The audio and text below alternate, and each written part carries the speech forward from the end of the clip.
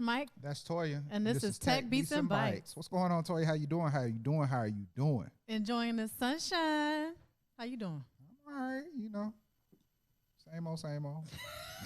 I need you to match your level coming in. You can't be all hype. I'm on. I was gonna get into it in the show. I'm trying to say. I mean, yeah, it's a lot. It's a lot going on. It's a lot to talk about. Always. A lot of good stuff to talk about. But let's get right into it, people, because we got a lot. But try to do some things, get back a little bit of house cleaning. Please remember to comment, like, and share. The more shares you have, the more comments. Ask us questions during the show. We do respond during the show. You know what I'm saying? But that button, the button down there, hit that share button. Hit the share. Hit the share button. Let us know what you're talking about. Let us know what you're thinking. And maybe if you got some topics we haven't discussed or some topics you want us to discuss, let us know. We might be able to have some time to get into it. But anyways, now that we've gotten past that part. Oh, and thank you to Digital Grass, because we are funding this. That's right. We talked about it last week. Us. This is a us thing. Gotta insulate that thing. For us, by us. But real quick though, because how's Cosmology doing? We're doing great. Lots of good stuff coming up. But we're gonna keep that, wait till the stuff happens. But next weekend we will be in Tampa for the Fabulously Naturals Hair Expo happening with the founder of Alakay Naturals, Rochelle. She is doing great things in the hair care product industry. So her expo is always a good thing. Dope. Well, congratulations and thank you, John. We are happy to be back. We appreciate your continued support. Absolutely. What's going on, Karen? All right, so now the fun stuff.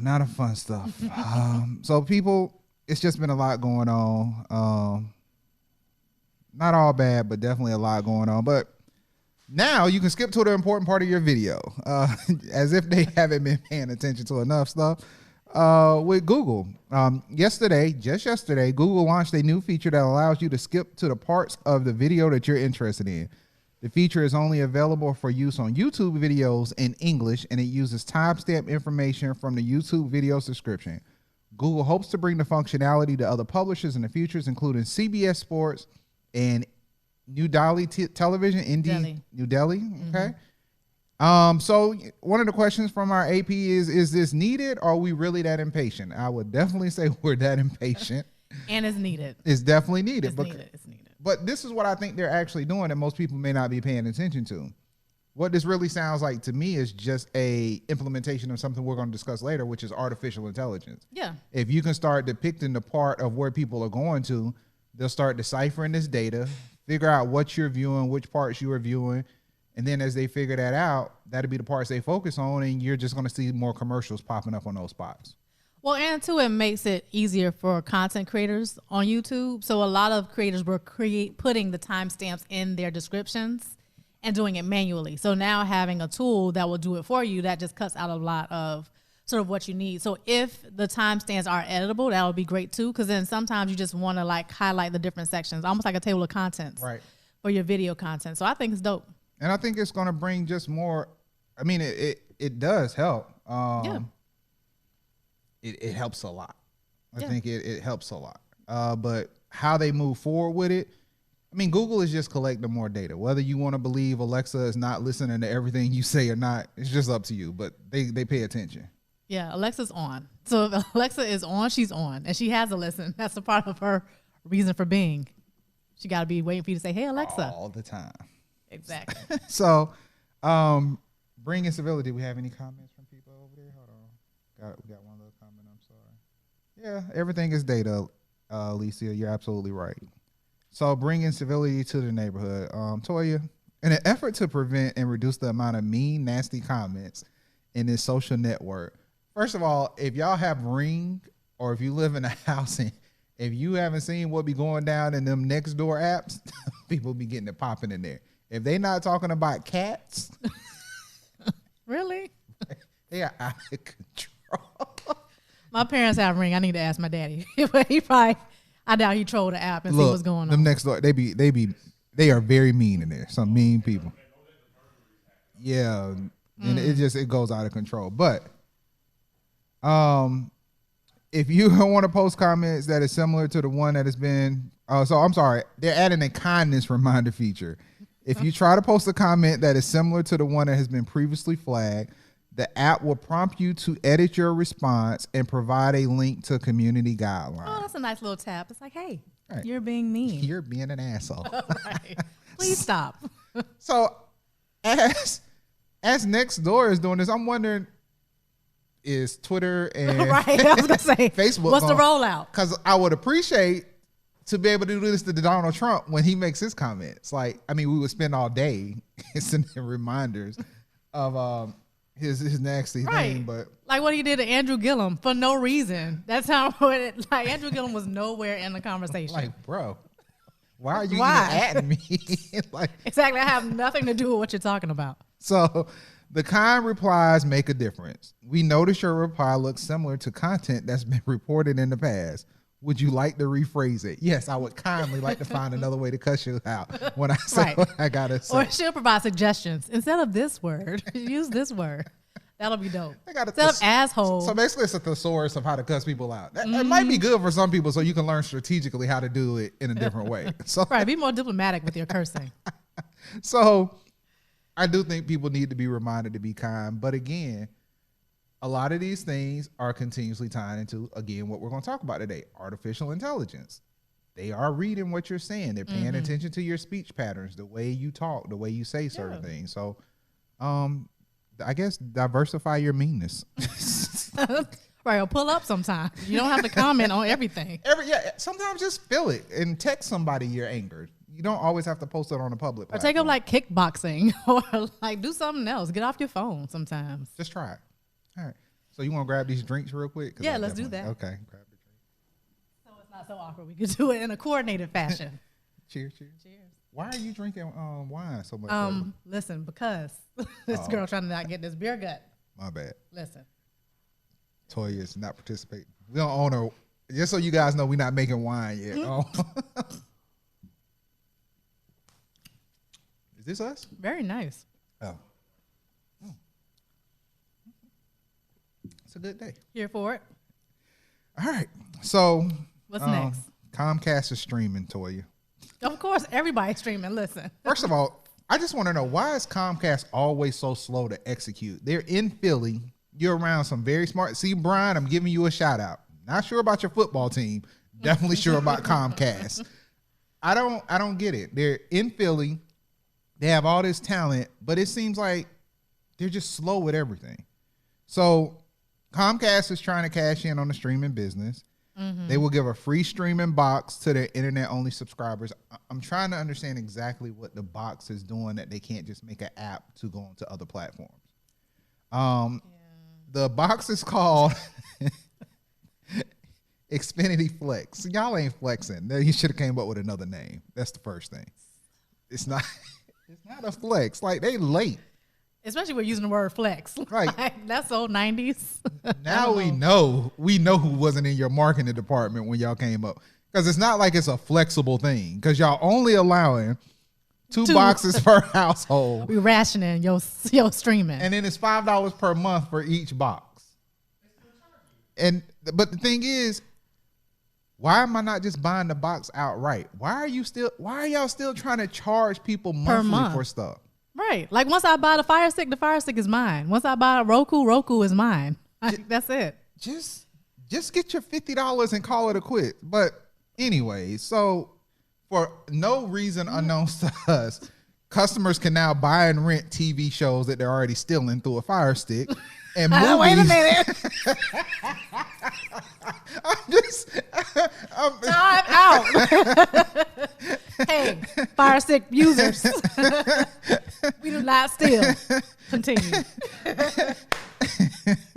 And they can rent TV shows and movies that they've already watched through Netflix through the Xfinity Flex using the Xfinity Flex box. All right. The box does not include cable packages. Right. Once again, I'm stuck. Y'all only have Xfinity streaming in beta version on Roku.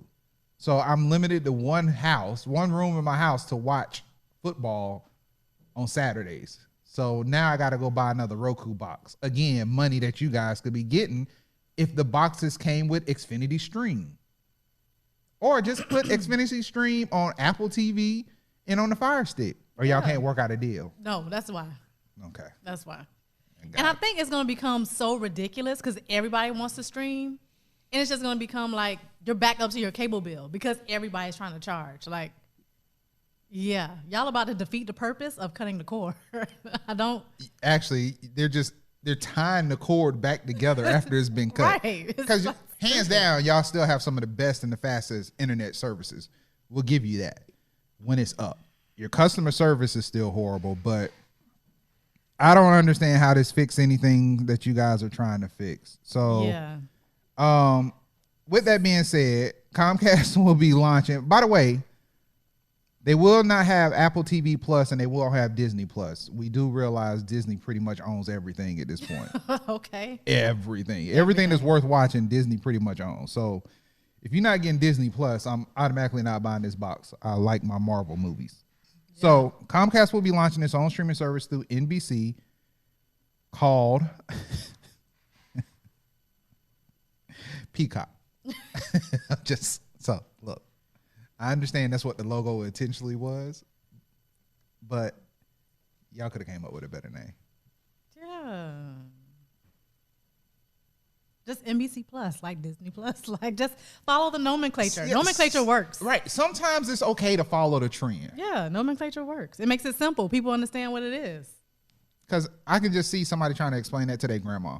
Just What's turn Peacock? on Peacock. What? Right. What's that? Animal Channel? What is that? That's the Bird Enthusiast Channel? Grandma's NBC Plus. Oh. Why you ain't just say that? Exactly. Yeah. So Boo. Comcast hopes to charge again $10 more per month. I think Comcast thinks this is like bad drug habits where if you break it down into small quantities, people may not notice how much money they're spending. Mm-hmm. But we get it. We're paying attention. Again, especially because people who cut the cord are trying to cut costs. So they're going to find the cheapest way to get what they want. So by you tacking on all these fees just doesn't make sense. A one-time fee for the box would have made it easier because you buy it, you have it, and that's it. If you want to charge for the service, and that's one thing, people can decide if they want your service or not because there are tons of other ways to stream. Yeah, bye. I think that's enough. So we just going to let that go. I mean, I think that's enough. We've told you guys this stuff was coming, and we talked about this, what was that, almost 6 months ago? We talked about how the streaming world was going to change, and it's all happening. Comcast continues to be out behind. I think you guys need a new development team because whoever's helping you isn't doing you justice. But pay attention to streaming services because what you got to understand with streaming services, content is going to matter because of how you actually get information to people. Because I haven't seen a lot of news services commit to different streaming services. Like I'm waiting for CNN to have continuous coverage, but it should be a little bit either more intense or it should be, I would say, more detailed than the regular news. Like they should break the shows down, and I think having more amateur content, I don't really need to see Anderson Cooper another 2 hours or Don Lemon an additional 2 hours. I'd rather see somebody else giving me different information that's kind of breaking down the stuff that's on the website because you wouldn't be as focused on your traditional advertisers. You could diversify your advertisement. So if you diversify your advertisement, that means you could also diversify your content to have a broader range of content and then your discussion. So my bad. So, see, one of the things is going off. So one of the things that we wanted to do this year was we were trying to make sure we had more business talks when we talk about these things because we do business development. Mm-hmm. And so a way for you to look at this is if people go to streaming service, you change the I would say the quantity and how much it would take to actually run advertisement because you don't have the same users, you don't have the same openness, and you know it's a younger generation. So these platforms, as they go into streaming, they also need to think about how they structure their content, the content they put into place, as well as who they reach out to advertisement, because my streaming advertisements look a lot different than advertisements I see when I go to people's house that have regular cable. No, and I think a really good example of sort of diversifying your content and knowing what content belongs where is like BET. Like BET is being very upfront about what's going to be on their streaming platform versus what's on the TV. And I think that that's great because it now is like, I need to get BET, whatever it's called. Plus, is it BET Plus? I don't know. It's BET something. I haven't tapped into it, but I've noticed the content they're developing. I think it's a plus sign after BET. But either way, they're following nomenclature. It's like, okay, I need to get that because I can see on here all this other stuff that's not going to necessarily be on air. So, or across cable. So I think that's a good example. So we'll go ahead and dive into one of our other topics today, which was going to be artificial intelligence is on the rise. Now, with the basis of having a conversation of artificial intelligence being on the rise, it goes to one of the things that I didn't know was on the rise until I realized that McDonald's stock this year has increased to $167 billion, and it's up 22% this year. That's the only tip. Remember, we are not financial advisors, but we give tips. We suggest things. We talk about things. Because we invest ourselves. Yeah, we invest. I wish I would have known that I could have dropped a couple of thousand into McDonald's and it would have went up 22% because that would have been an easy $200 to make on each thousand. But didn't know that. But McDonald's is investing into artificial intelligence. And we're going to tell you how this artificial intelligence also comes with the decline of other jobs, but the increase of other jobs. Right. McDonald's has agreed to acquire Apprente, which uses artificial intelligence to understand speech, which I hope you guys are understanding mine because I'm not sure that's how you pronounce the company's name. The technology will be used in its drive-thrus, cutting somebody else's job, and could be used in the self-order kiosk and the mobile app. Totally didn't know you can order food through McDonald's on a mobile app. Yep. Earlier this year, McDonald's bought Dynamic Yield and took a minority stake in the mobile app vendor Plexure. So that's how they got the mobile app.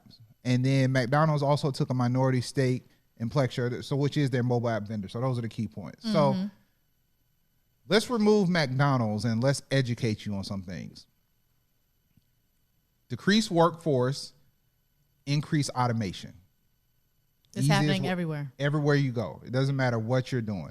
Decrease workforce, increase automation. One of our close friends and supporters, John Saunders, he talks about this all the time. And he normally has a post on his Instagram page with 5 steps once a week. I don't remember his Instagram name. We'll try to post it later.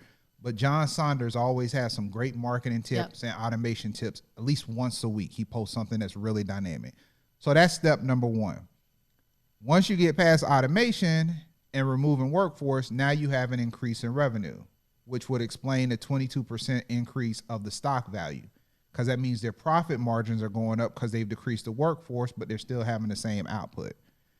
Then you also look at the fact that one of the things that was mentioned, LaToya, was the menu can change at different times of the day, digitally change, so it enhances. So you're talking about graphics now. It visually will enhance and kind of entice people to certain things on the platform because of how they structure the menu. So it can change off a time of the day, seasons, as well as demographic, as it's taking in information of who's ordering what.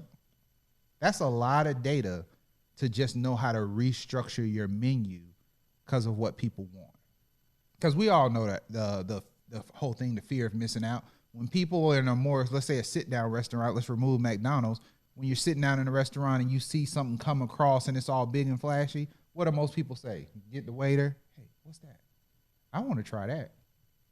But now they're doing the same thing with the menus.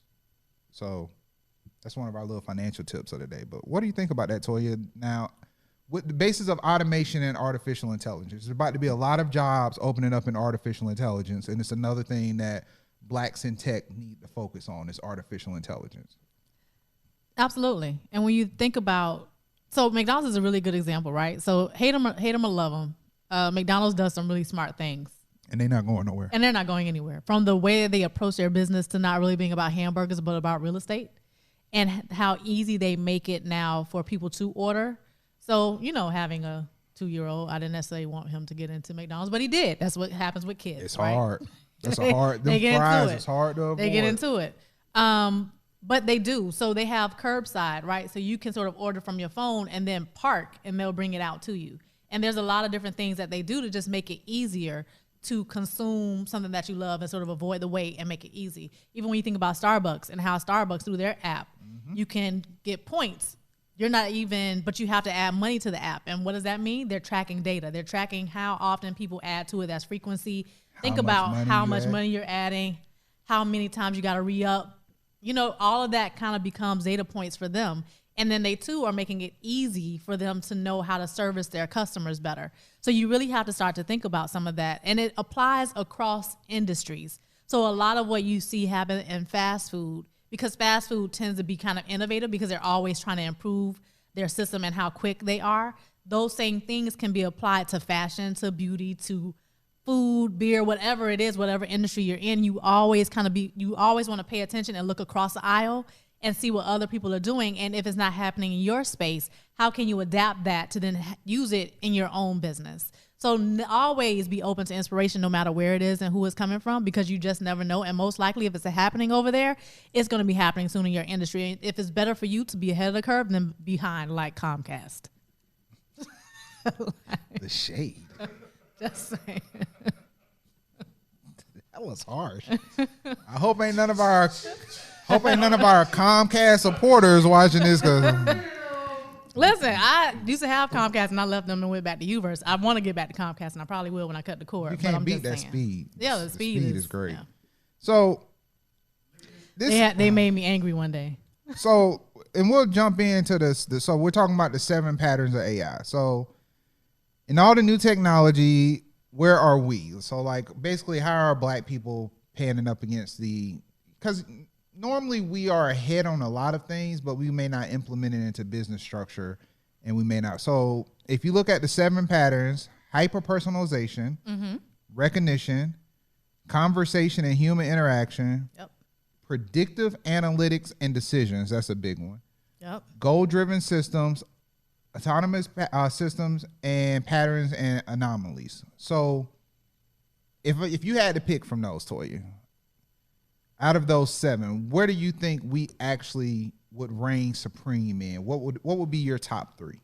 My top 3 would be predictive analytics and decisions. That's definitely my number 1. Just right there. That's definitely my number 1. Conversation and human interaction. And then I would say hyper-personalization. And that's coming from a marketing advertising perspective, because people, so as we become more digital, people are now looking for human experiences in the digital space. So in order to translate what happened or what used to happen in store and now bring it to e-commerce, you have to know what's going on with your customer. So that's where all these other points kind of come in. And everything supports itself, right? Goal-driven systems is huge.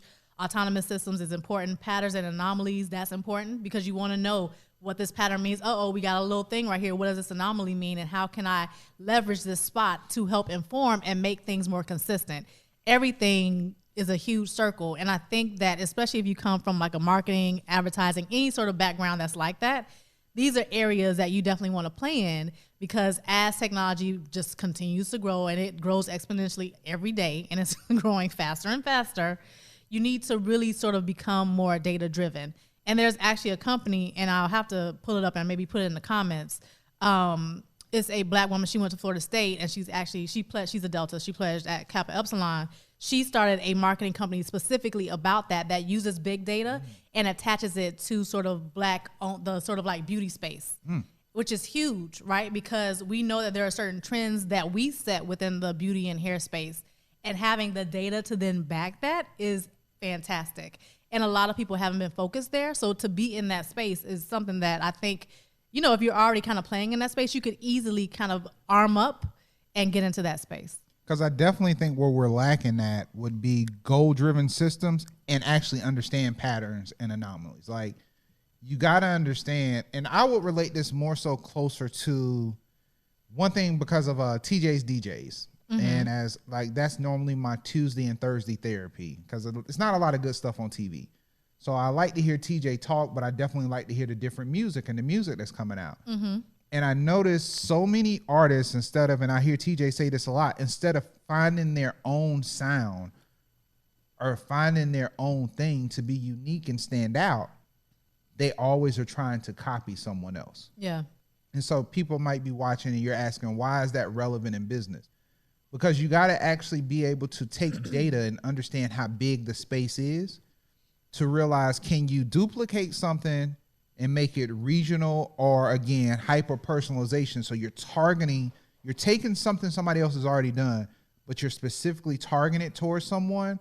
Or can you realize what that pattern, maybe there's not a basis of expanding and it's truly an anomaly. It's going to work, but it's only going to work for that person. And if it's only going to work for that person, it might not have any value in you duplicating it. So like, if I was like, we're going into the co-work space, I really wouldn't duplicate the hyper growth of WeWork after you can also see within value that their stock is losing value, and we're not really sure if they're making any money with all the stuff they're acquiring, versus if you build something like Lighthouse Capital or Afrotech, where it's more very focused and you're making smaller impacts, but you're actually making more revenue.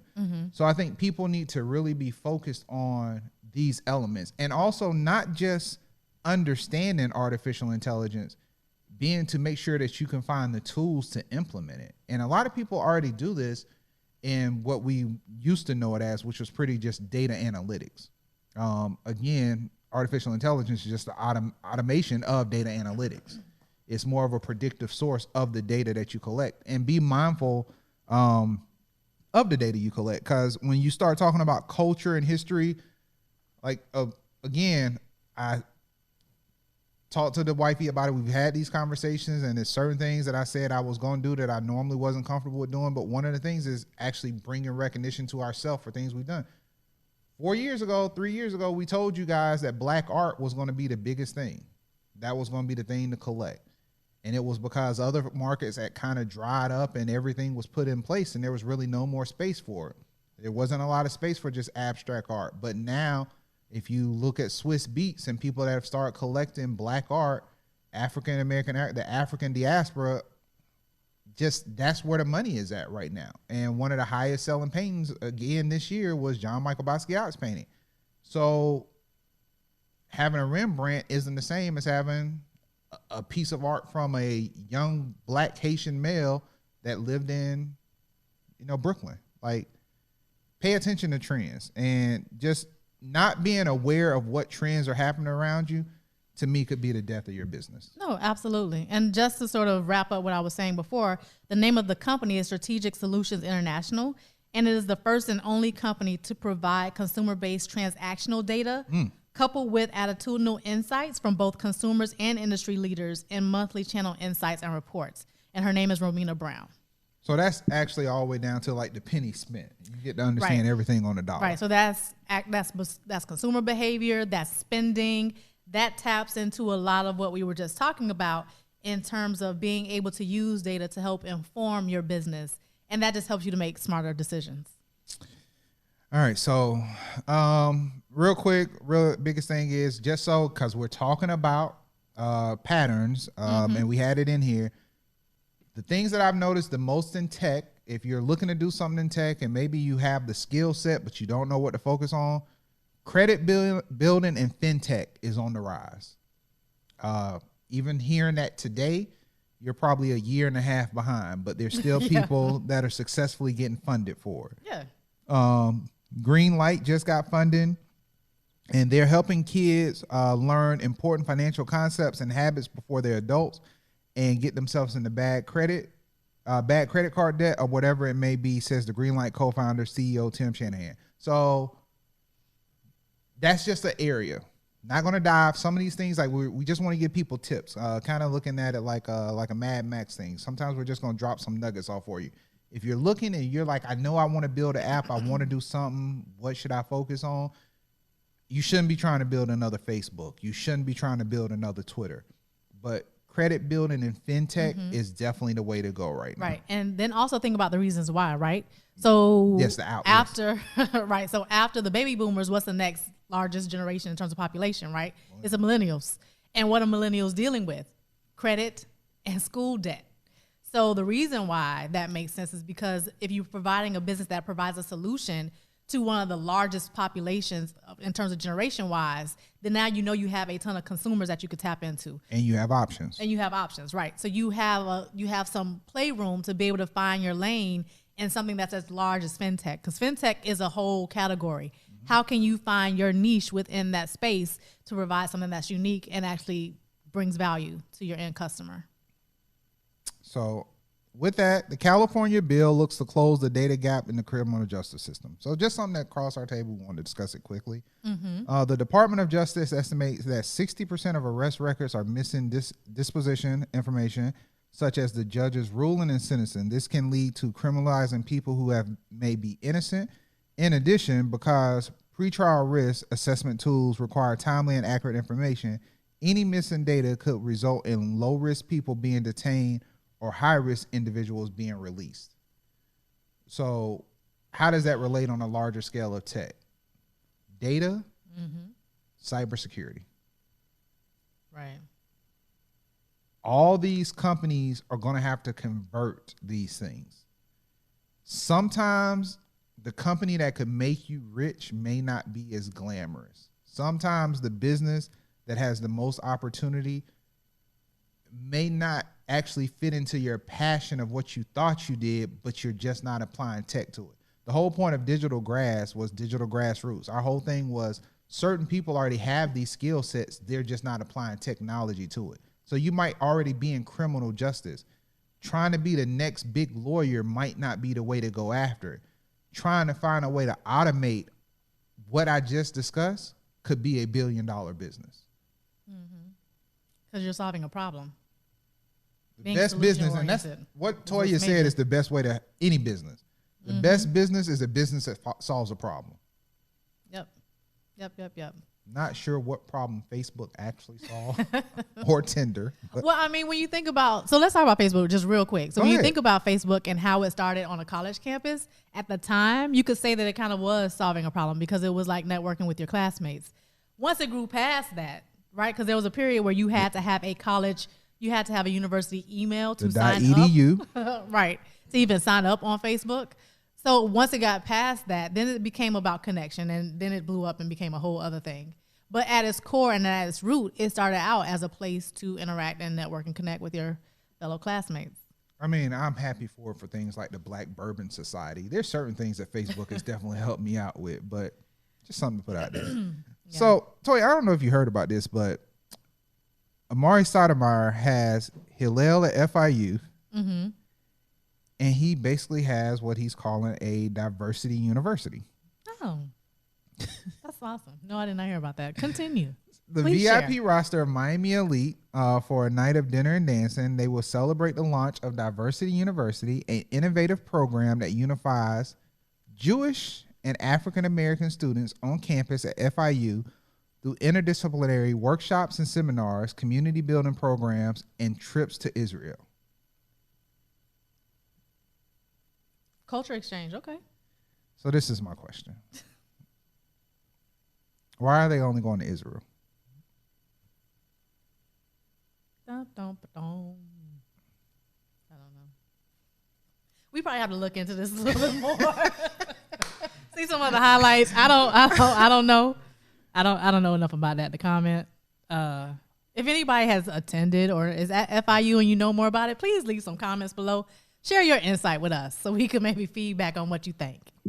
Yeah, I don't know. It's going to be this kind of season. It seems very one-sided. I'm not going to let certain things slide anymore. But yeah. Why are they only going to Israel?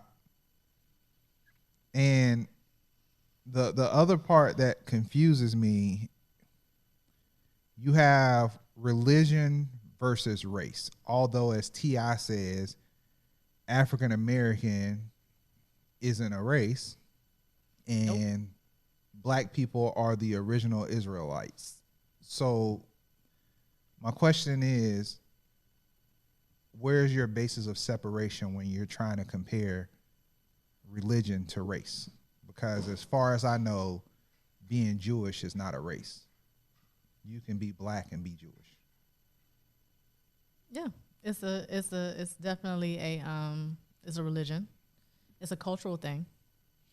So, being Israeli is different, right? Because now you're connecting yourself to a country and to a nation.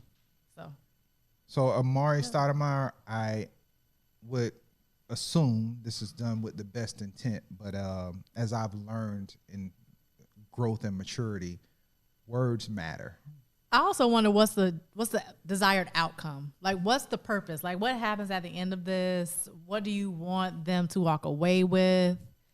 What's the intended goal? How do you see these two communities coming together and doing what? Like, what's the purpose? What's the purpose? Because you already know there's tension between one religion getting reparations and one race still not receiving reparations. So I think I want to introduce your topic because I just think this is perfect.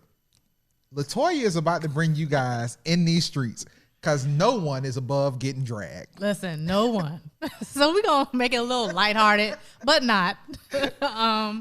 So after so I'm going to just dive right into it. I'm not going to tell y'all what this is about. You're going to have to just listen along and follow along. So after a huge month-long campaign to make Mike Johnson, who is black, the next star of The Bachelor, ABC announced last night that they selected Peter Weber instead.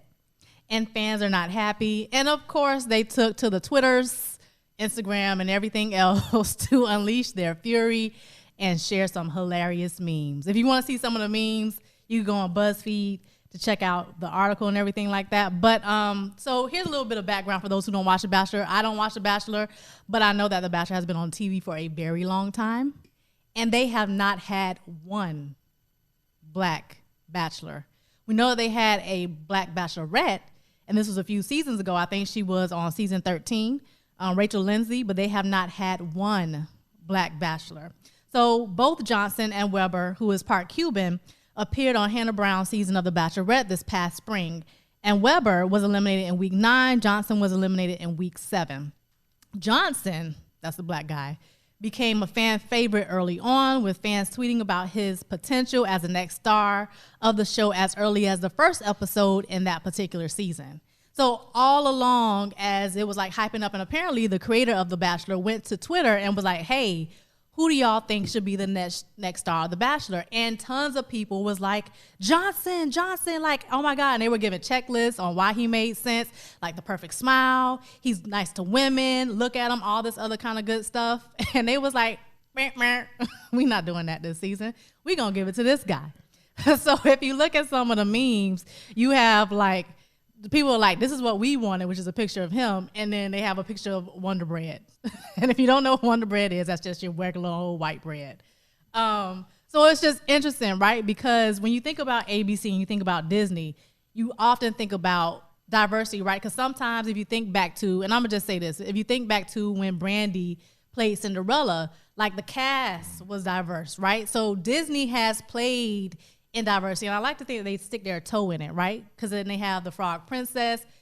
Princess Tiana was a frog for most of the movie, so they got some slack on that. Think about Lion King, right? That was like their first black movie, but all the characters were animals. Now, you know, the new Lion King, the cast and everything like that was black. Of course, Beyonce did the soundtrack. So Disney has had its sort of battles with diversity. And I think this is just another example of where they fell short, especially after their fans were like, we want him. And y'all was like, nah, we're going to give y'all him instead. So that's what's happening in these streets. Nobody's above getting dragged. And Disney is getting dragged right now.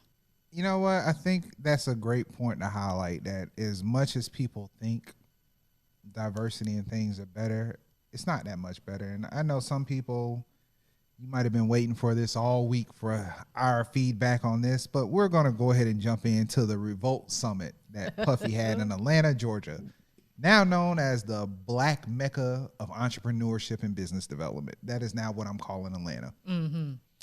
So real quick on Atlanta before you dive in. So I used to be real anti-Atlanta because I just felt like it was like oversaturated. But me going there recently, like in the past year, it's different. Yeah. The vibe is different.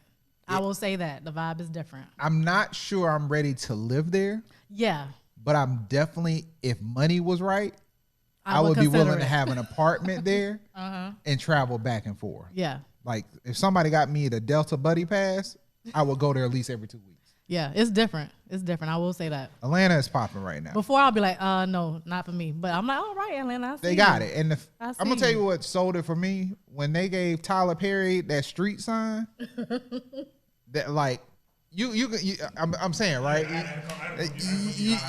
You can think a lot of things, but when Tyler Perry Studios got a street sign, that was a wrap for me. But look, T.I. asked the question. Mm-hmm. I'm gonna see if I can say it like him. I'm just saying. What period? What period was it great? When was America great? Just what era? Tell me the era of when it was great. Just let me. Boy, when that boy get excited, T.I.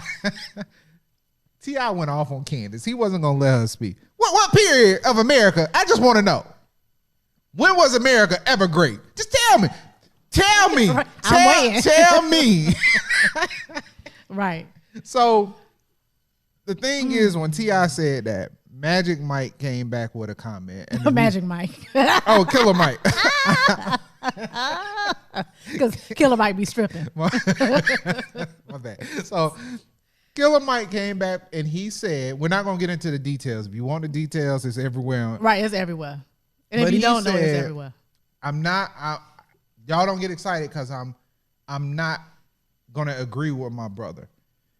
And he said there was a 7-year period after the Civil War, and that was when they initially gave the Reconstruction era. Yeah, they gave them the land, and that's when they was building. So there was a period. But this is the problem, Latoya, that I had with what Killer Mike said. That's nowhere in shape or form the era that Trump is trying to recreate. And nor was it truly great.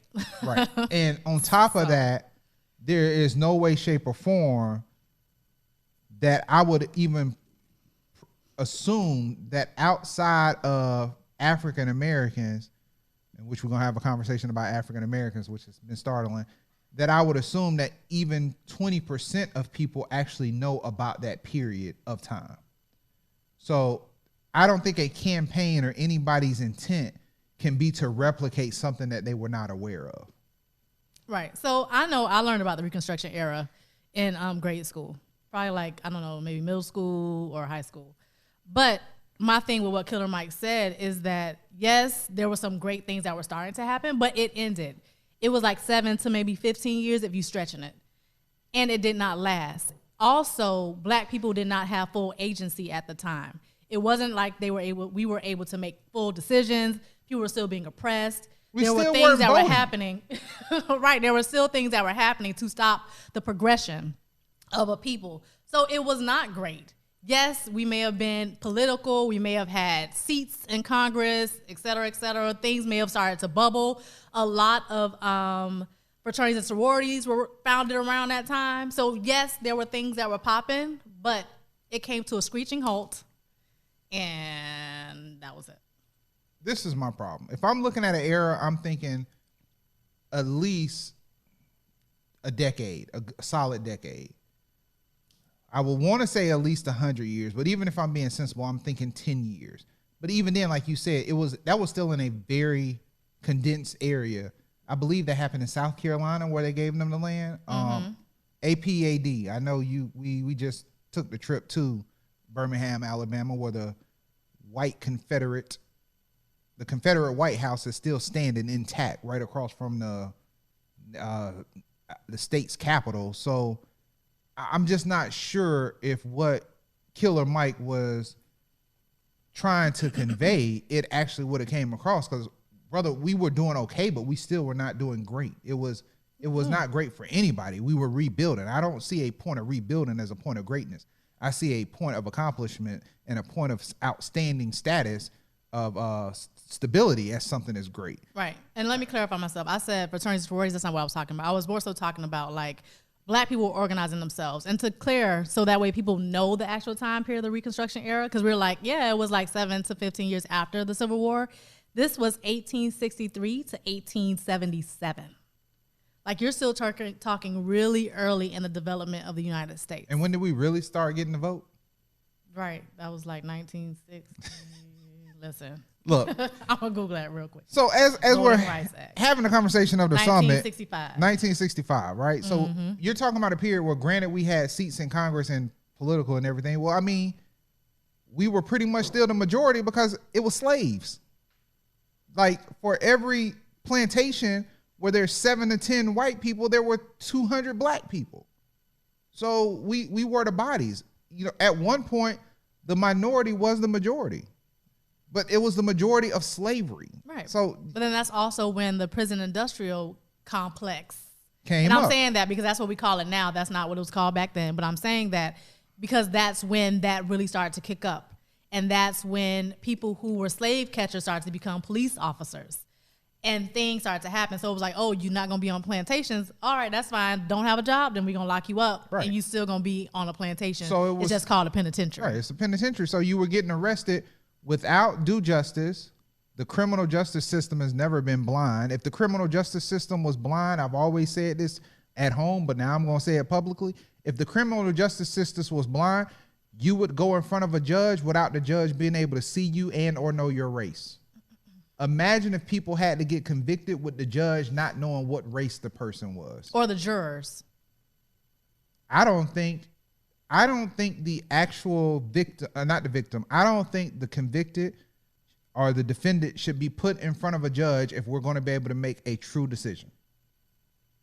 If you didn't know that the person that committed that crime was a black male versus a white male, imagine how different the sentencing would be in America right now. Yeah. So there's been tons of conversation on the radio, like all people are talking about the Revolt Summit. And I think that one of the things that it missed was a true opportunity to like really make a difference and have some great action items come out of it. When I heard about the summit, I was really thinking that it would be kind of like along the lines of like the BET Summit. BET puts on some pretty decent summits. And it felt like I was more so watching like a sporting event than like a political, like progressively moving conversation and debate. It was really rowdy. And not to say that you can't necessarily have fun, right? Because it's Revolt, right? That's music, that's hip hop. But I think it was an opportunity missed for people to see hip hop in a different space, in a different light. It was an opportunity to show a productive conversation with people who you see in one particular area, but they have interests that deal with race relations, politics, social activism, etc. And they also missed the opportunity of having a scholar, at least one or two, on the panel as well to help provide that historical context to give more insight and facts that deal with some of the topics that they were discussing. So just for some chronology, Civil War ended in 1865. The 15th Amendment was ratified in 1870, and all citizens were allowed to vote regardless of race, color, or previous condition of servitude, men only. Right. All right. More than 500,000 black men became voters in 1870, and they did exercise their right to vote. So again, it wasn't great. Black women can't vote at this point. Women can't even vote. Reconstruction ended in 1877, and the federal troops withdrew from the southern states, and the Confederacy basically came back. Right. Then you have night riders, lynching, all that stuff starts to pick up. Whole nother conversation. Right. So yeah, Killer Mike, like, yeah, there may have been some steps forward that happened during that time, but they were cut short, extremely short, which is why we are where we are. Had the Reconstruction era truly happened and truly did the healing that it needed to do and truly put people in a different place to where we were equal citizens, then we wouldn't be where we are now. We're here because that period was not allowed to happen and to fully develop and become something. So. You know, and what this reminds me of was a conversation that I had with Dr. Brookins, where, and this matters because we have Dante in the room and me and LaToya both went to Florida State, where a young lady made a comment that people from PWIs, which is predominantly white institutions, are sucking up the culture of HBCUs and not being supportive. I see that as the most stupidest thing I've ever heard in my life. Right, how are we sucking it up? Like, first of all, we're supportive of the culture. Absolutely. Not just supportive. I built $1 million business with somebody from a HBCU. I went to Tuskegee University. Like, the fact that she even had the audacity to say that, like, we crack jokes about people from FAMU need to come to Florida State because of the meal plan or they couldn't get their money. Right, financial aid. Right, but we was always supportive. Like, yeah. I made a purpose, and LaToya helped me with it, and I even tried to, I still kind of crossed the line when we talked last week about not trying to pivot, you know, Jay-Z against Colin Kaepernick, because they're different issues. We should have been focused on the bigger picture. But the fact that she made this comment about people from, like, bro, you went to FAMU, I went to Florida State. It's the same hill, and if you realize some of the best schools that come out of either one of those universities are in a cross intersection and they share the same resources. Like, that's just ignorant. Like, and I'm just addressing it because what Killer Mike said was not ignorant, because I'm sure some people were not informed. Mm-hmm. But be gentle to understand the full wording of what you're saying, of how it affects everything else, because it's just not true. Nobody's sucking up your culture. At the end of the day, just because I go to Florida State doesn't make me any less black than you are. I'm still a black male. That racism still comes across the same. That hate, everything I go through is still nobody from FAMU has told me, hey, you know what? The racism's a little bit different because I went to HBCU. It's still the same. You're still black when you leave. When you graduate. With that said, as T.I. said, and I want you guys to think about it because we're not going to dive into it because it's too much for me. T.I. said this statement, and y'all can put this in the comments because we're just going to leave it on the table. We're not black. We're not African American. Israelite is the nationality that we lost. Now, although T.I. said it almost 2 years ago, Kendrick put it in a rhyme. Said the same thing. Yeah. So just think about that. Mm-hmm. And you go on YouTube, there's tons of videos that talk about that particular part. And if you live in New York, you know the Hebrew Israelites because they stand on corners and preach all the time. Like, for I'm real. thinking that preaching has something that is hitting you a little bit different. But yeah, no, I think if you did not watch the Revolt Summit, you can watch it just so to see it. But I think that if you're going to watch it, you need to also do your own supporting research. So that way you could fully have an understanding of some of the sound bites that came out and know a little bit, have more context around it. Because just in the world of music, because this was in our beat section, because as you can see, music is definitely, the intent of music to me is becoming a little bit more focused, especially with Tekashi 6ix9ine just snitching on everybody. Little Brother is back together. But why Little Brother is back together matters even more. And it's real simple. They called each other, they apologized, and they realized the business opportunities and things they have, and they missed each other. And it was simply them apologizing to one another. Sometimes and I'm saying this, Toya, you might be able to, because I'm definitely not speaking on behalf of a lot of issues with women this year. I'm learning to hold my tongue on that thing. But as a black man, sometimes you just need to call and apologize. Yeah. Even if you might have been right, the argument could have been from a way you came at it, not really what you said. It could have been your tone and how it was delivered. Sometimes it's easier to just apologize, forgive each other, and move forward because we got. So I just want to put that out there. Yeah. Plus, it'll make you feel better. You won't be holding all that baggage. Make your back hurt. So you want to, because we got the closeout, and then we have from Free Rocky. You want to do the Free Rocky thing?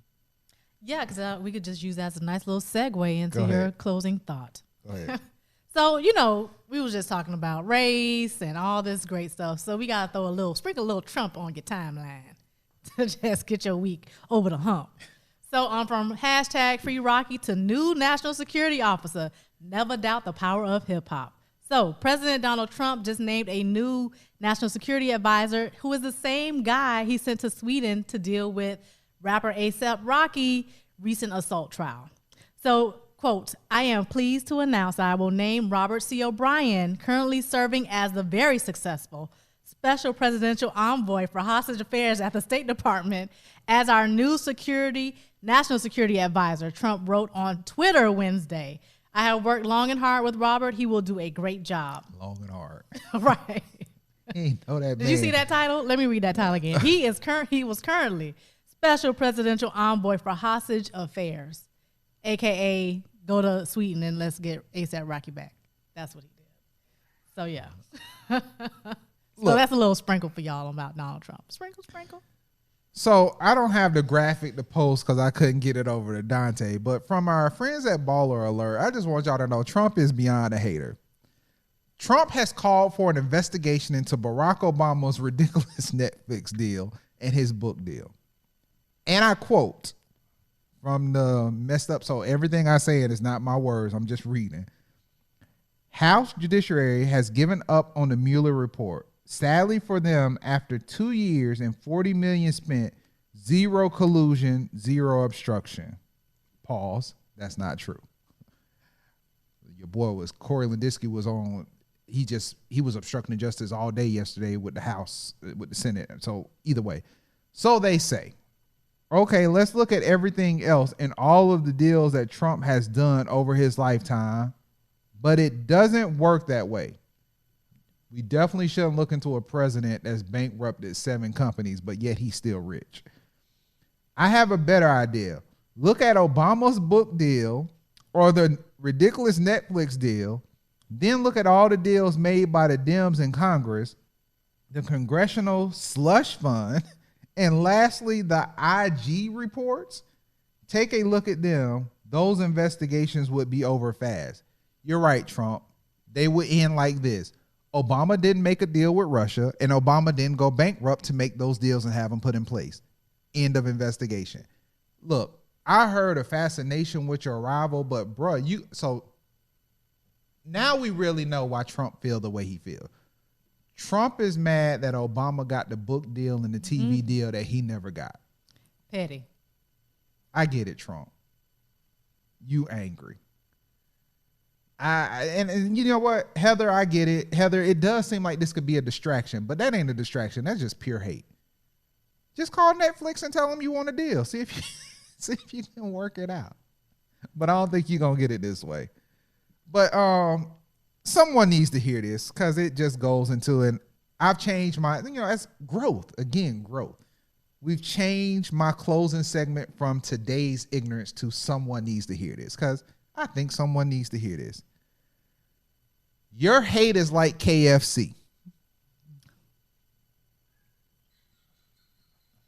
Because they ain't have a chicken sandwich. I'm just going to say that again. Your hate is like KFC. KFC is testing out a donut and fried chicken sandwich. This is the thing. There's a reason and there's always a way to get into a market and try new things, but at least be reasonable with your approach. KFC announced Tuesday that it was testing out a donut and fried chicken sandwich in select markets. The sandwich is absolutely what it looks like. It will feature a piece of fried chicken between 2 glazed donuts for $5.99. It's actually just one of the 2 pastry chicken combinations the chain is testing out. Look, man. I just can't. First of all, why are you laughing? KFC fried chicken ain't even that good. First of all, they had to change their name from Kentucky Fried Chicken to KFC because the chicken was so mutilated, we didn't even know if it was real chicken anymore. Everything isn't a good idea. And they done co-opted. Wasn't that the Luther sandwich? Wasn't somebody who had like the donut and was it donut and a burger or something like that? Luther Vandross? It's the Luther, right? Look. Stop it. Y'all are culture vultures. Dr. Brookins, you're right. Due to the sweet and salty and people messing up their antibodies, you will always be doing kidney treatment, especially for people of color that might go out there and try this. But I'm just trying to tell you guys, it's great to get into competitive markets when following a trend, but someone needs to hear this. Don't lose your way when trying to follow a trend. Listen to what I'm saying. It's okay to sit, watch, and observe and realize where the trend is going. But while you're following a trend, don't KFC your hate. Don't lose your way.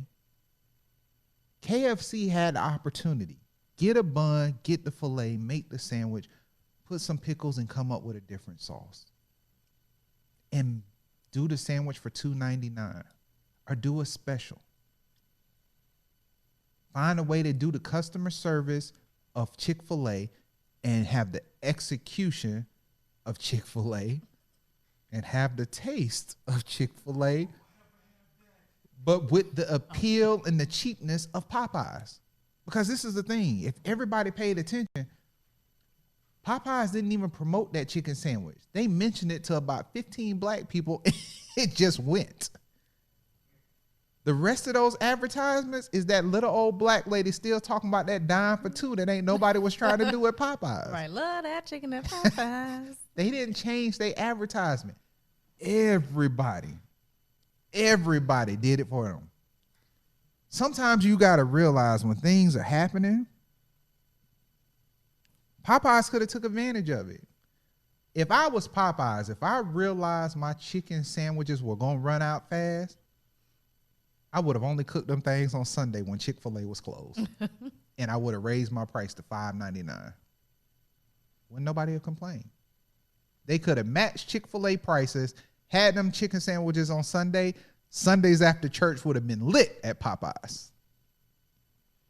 But no, KFC was like, we just gonna go extreme and give them 2 glazed donuts. No, man, don't lose your way. Y'all didn't even know them for donuts. Like what? This is the thing, Chick-fil-A.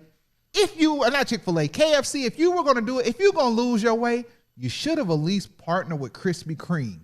You might have had somebody's attention at that point. Still disgusting, still a heart attack, but you might have caught their attention. Now you just look stupid. And a lot of people out there that needed to hear this, there's something you're doing. There's a trend you're following, and somebody gave you advice not to do it, and you still thought it was a good idea. Now you just look stupid. Rethink it. Sit your ass still, walk away from it, have a long drink, and just be like, you know what? I'm going to watch. That ain't for me. Right. But I'm going to see how this come out. Don't KFC you hate. Don't think everything that happens don't mean you got to get into it. The most pleasurable thing was when AD came out and I was texting something because I had a great thought. She was like, I hope you ain't over there arguing with somebody on Facebook. And I wasn't. But you probably were. I wasn't. I was literally just putting some thoughts down because I had a good idea. That's what you call it. I was just creative writing. But man, look, don't nobody want them damn donuts, and don't nobody want your hate. No. Pocket the hate, pocket the bad ideas. Don't follow every trend. But somebody, I know you watching. You needed to hear this. It's not a good idea. Cancel that trip. Let that idea go. Sit on it. Put that dress back. You still don't fit it. Don't do that. It's just not going to work today. That's all I'm going to say. Because someone need to hear this. And somebody told you what you was about to do. Like Ply said, your ass can't rap. Quit ruining friendships because you want everybody to listen to your music. You ain't an artist. You ain't fired, and your friends is telling you fired, they just as bad as you. Just because you suffered don't mean you supposed to get the same rewards. Don't KFC you hate, y'all. So Toya, close us out. That's Mike. And that's Toya. And this is Tech Beats and Bytes. Bytes.